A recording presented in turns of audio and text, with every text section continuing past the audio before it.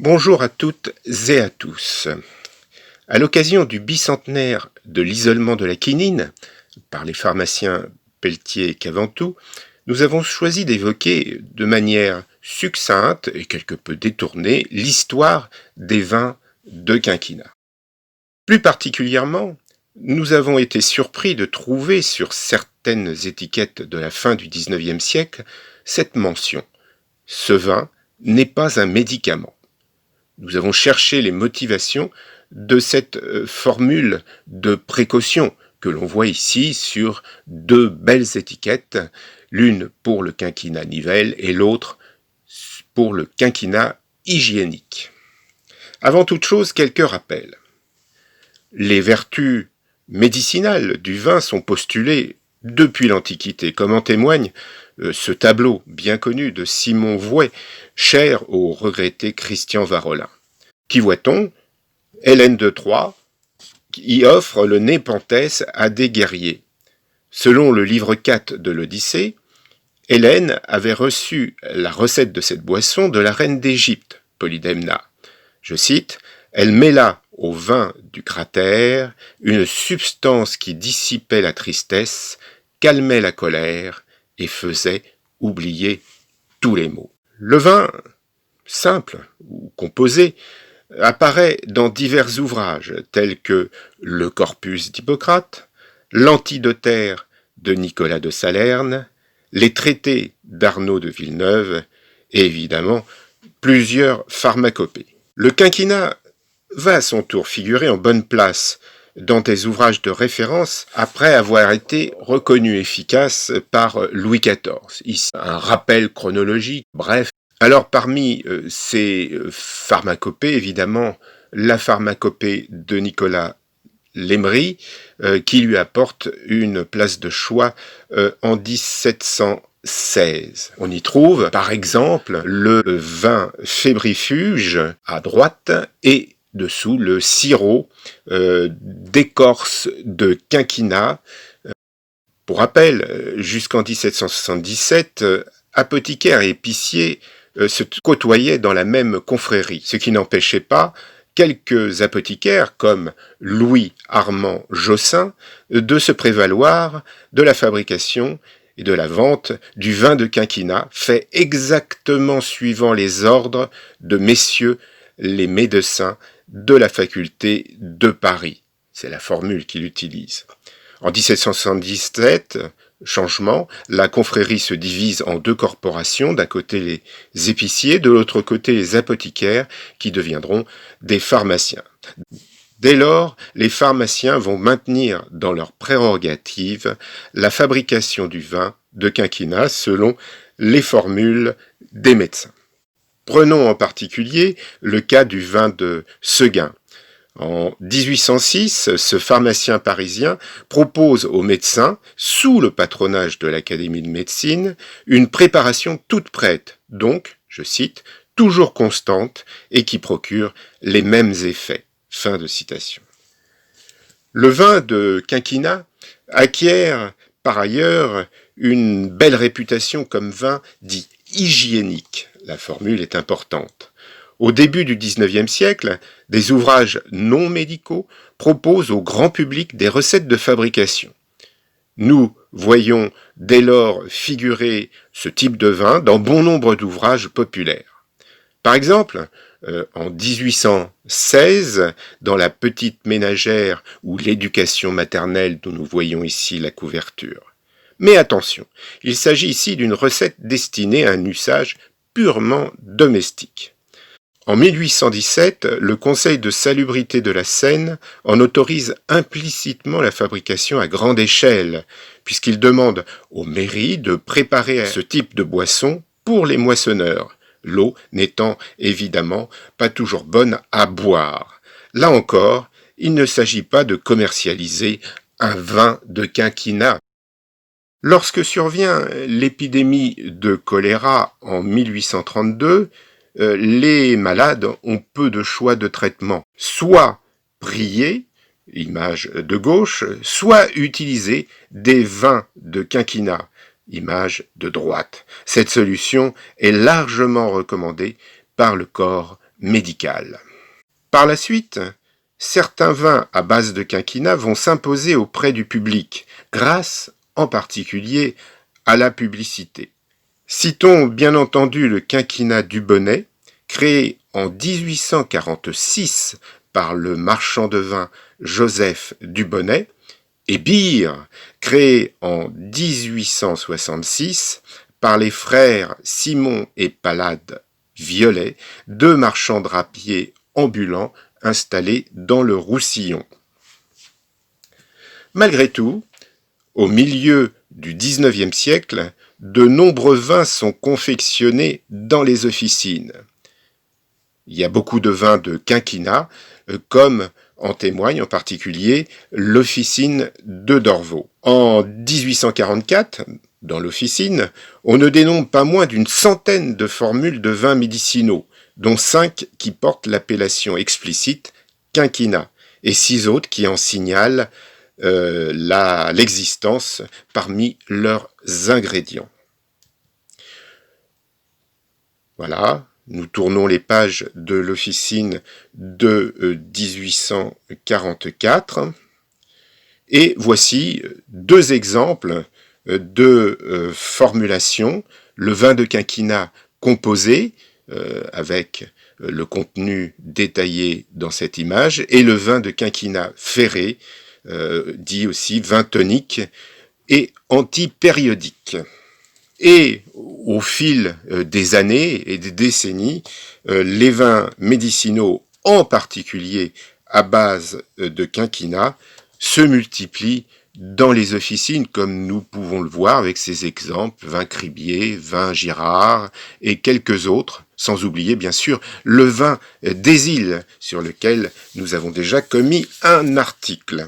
Au milieu du XIXe siècle, un fragile équilibre s'est instauré entre, d'un côté, les pharmaciens et de l'autre côté, les marchands de vin. À gauche, vous voyez un apéritif quinquina au vin de Malaga, produit donc par un marchand de vin, et de l'autre côté, une production pharmaceutique, donc de vin de quinquina au Malaga. Les composants sont pratiquement les mêmes, mais le premier produit provient d'un marchand de vin et le second d'un pharmacien.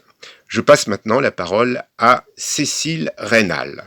Merci beaucoup Thierry. Cette tolérance réciproque résulte de la difficulté à interpréter les lois. Certes, l'article 5 de l'ordonnance de 1777 défend aux épiciers et à toute autre personne de vendre et d'éditer des compositions ou préparations entrant au corps humain en forme de médicaments, et par ailleurs, l'article 33 de la loi du 21 germinal en 11 renchérit, je cite, « Les épiciers ou droguistes ne peuvent vendre aucune composition ou préparation pharmaceutique, ni débiter des drogues au poids médicinal. » Or, la loi n'a à cette époque pas encore défini ce que sont les médicaments et les préparations pharmaceutiques et non plus le poids médicinal. Cet équilibre va être malmené vers 1870 par une série de procès où pharmaciens et marchands de vin sont tour à tour condamnés, comme je l'ai indiqué dans ce tableau. En 1889, l'avocat Charles Constant récapitulait ainsi. Je le cite. « On ne peut pas dire, a priori, qu'un commerçant a exercé illégalement la pharmacie et est passible d'amende parce qu'il a fabriqué et mis en vente un liquide, ou produit quelconque, auquel il attribue des vertus curatives, que celui-ci a plus ou moins ou pas du tout. » La jurisprudence va même plus loin. Je cite, « Il importe peu que le vin de quinquina ait été mis en vente dans des bouteilles revêtues d'une étiquette sur laquelle figure un caducée. Ce symbole ne s'applique pas exclusivement à la pharmacie. » De même pour le stipe qui figure ici sur cette étiquette, qui n'est pas d'origine pharmaceutique. Donc, à défaut de définition précise, si la justice est sollicitée, elle doit statuer au cas par cas. Mais un marchand de vin plus malin que les autres trouve le moyen de lever toute ambiguïté et de prévenir toute attaque de la part des pharmaciens.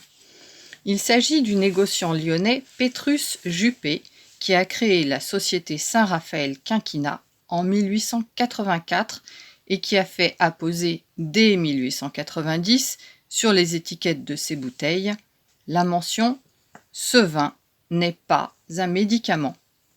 Ici, vous voyez cette mention sur son étiquette juste au-dessus du nom de marque. Dès lors, avec cette astuce, la tranquillité des liquoristes est assurée et à la charnière des 19e et 20e siècles, on assiste à une explosion de marques de vins de quinquina. Celle-ci est décuplée à la fois par ce subterfuge, mais aussi par une surproduction d'écorce de quinquina qui provoque un effondrement des prix. Ici, vous voyez la mention qui est en bas dans un phylactère. Ici, la mention est tout à fait en bas dans le cartouche. Notons que ces étiquettes revendiquent toutes des propriétés à la limite de la thérapeutique. Elles précisent les termes hygiéniques, apéritives, reconstituantes, réconfortantes, toniques. Ici, c'est un apéritif des plus salutaires. La mention est en bas de l'étiquette entre parenthèses. Sur cette étiquette, c'est le meilleur des apéritifs. La mention « Ce vin n'est pas un médicament » est entre parenthèses dans le cartouche.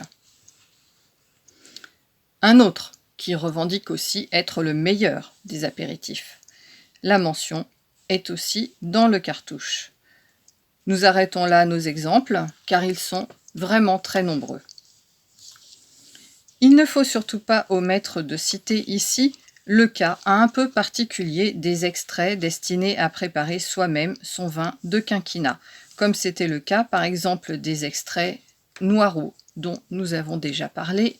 Il y a aussi la quintonine qui était vendue à partir de 1910 en pharmacie et qui permettait d'ajouter un extrait de quinquina dans 1 litre de vin.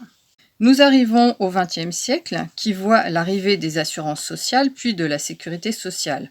Dans ces conditions, l'alcoolisme, et donc les boissons alcoolisées, vont être battus en brèche par toute une série de mesures. En particulier, en 1928, le journal officiel de la République française publie la liste des préparations pharmaceutiques à base d'alcool ou de vin de liqueur, auxquelles le caractère exclusivement pharmaceutique est reconnu.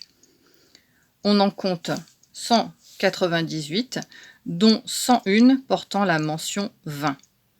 Notons que cette reconnaissance va d'une part permettre leur remboursement par la sécurité sociale et d'autre part rendre obsolète la mention « Ce vin n'est pas un médicament ». Cette mention étrange aura donc été utilisée pendant près de 40 années.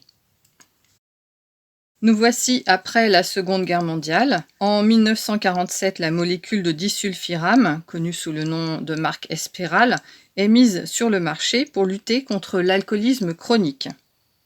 En 1948, les vins et élixirs médicamenteux sont exclus du remboursement et donc ils vont peu à peu disparaître des officines. En 1991, la loi Évin contre le tabagisme et l'alcoolisme engage une bataille contre les représentations. Voici un exemple de message de propagande anti-alcoolique des années 1990. Nous voici maintenant arrivés au XXIe siècle. La quintonine est retirée du marché en 2011. C'est elle qui aura vécu le plus longtemps en pharmacie. Elle aura vécu 1 siècle. En officine, il n'y a donc plus de vins médicinaux et donc il n'y a plus non plus de vin de quinquina.